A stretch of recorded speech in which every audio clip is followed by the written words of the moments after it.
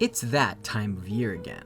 The time when the weather grows colder and the trees begin to change. You cozy yourself up in your bed or on your couch and you long for one thing: to be scared. You find yourself researching horror anime and come across one people seem to talk about fairly often for a show that's over 2 decades old. Upon watching the first episode, you realize you've bitten off more than you can chew.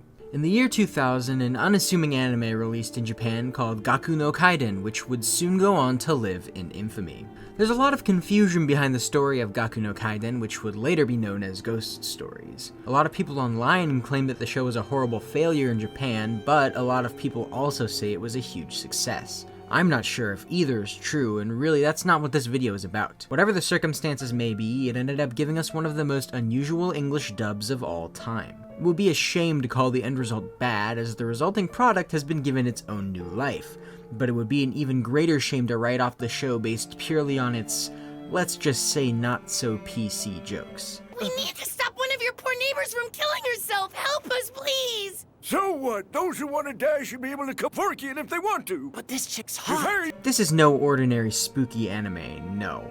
This is pretty much a joke dub. The best way I can describe it is if they made an official abridged series. I laughed a great many times watching the show, but that being said, there were a number of one-liners that made me uncomfortable to say the least. Unlike its Japanese counterpart, the Ghost Stories dub goes out of its way to change the very canon of its own setting, characters, and universe. Starting at the very beginning, Satsuki, a tight ass and really not much else. What do you think you're doing, cat? I was. Eating! This is Dad's breakfast. Yours is right over there, down there. And Kechiro, whose main trait is screaming and having autism, You can't cancel the festival! One little retarded boy has his heart set on this thing! are siblings being transferred to a new elementary school. On the first day, they end up in an old abandoned school building, and there they meet Hajime, a pervert Your light blue hanes are total chub material. who frequently orders hookers, So when are the hookers showing up? Leo, whose main defining character is being Jewish, How in the world did kids ever get laid before the internet? Praise Jehovah. That's right, I'm 6'1", 180, brown, 9 inches cut.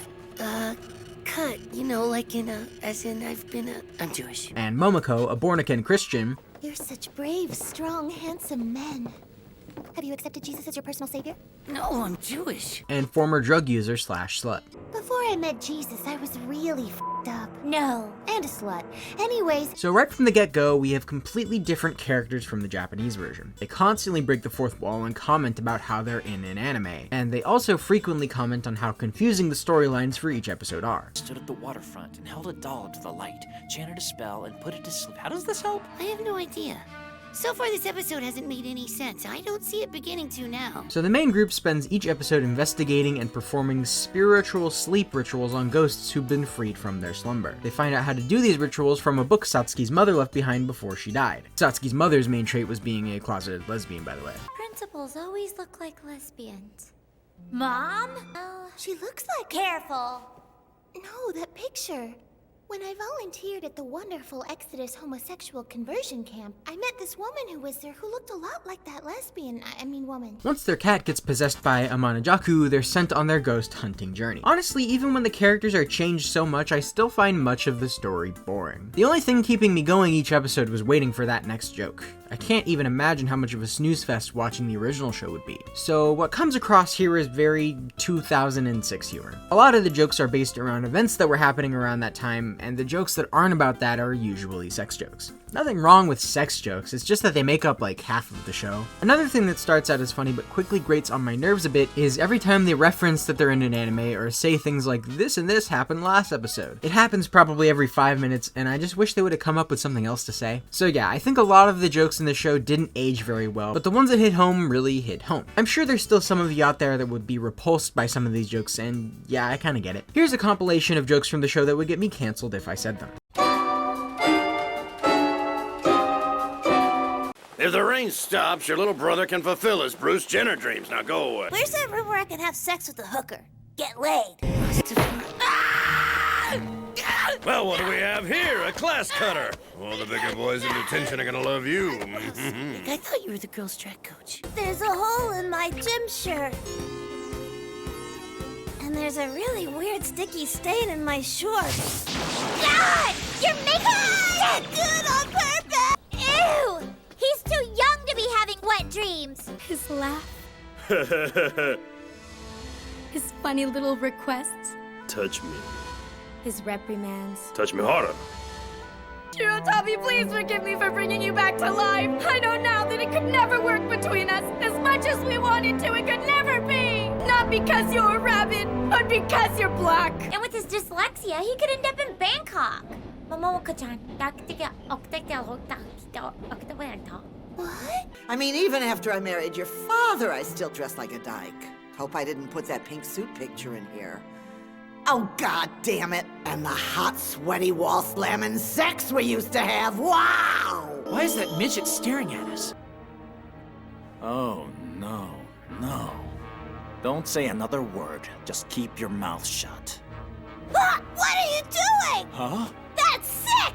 Like I said, they're using spells. Doesn't work. I used a Ouija board once to contact a dead hooker I saw on the news, and she never showed up. Bitch. Konnichiwa. Konnichi whatever. Konnichilingus. I'm her younger, cuter sister, Yuki. Oh, sorry all you little yellow people look alike to me. And African Americans, but not the Mexicans. Why do you think that is? I mean, don't you find that just the weirdest thing? Black men have larger penises than either Asians or Mexicans do. And I'm a size queen from the word go, you know what I'm saying? Did I happen to mention how hung I am? Romans 1:26. God gave them over to shameful lust. I'd like to be given over to shameful lust. And they shall be white as snow, except you're all heathens. Ooh, that reminds me, I've got something hard and bent waiting for me. God, you're making me sick! One day you'll understand the benefits of a good curve. Go! God, I hope Sakata's curves hard left. That hits my spot like you won't believe. Get out! That was a close one. I thought I was gonna have to have you do me for a second there. Or at least have a moment alone with that mic. Bye!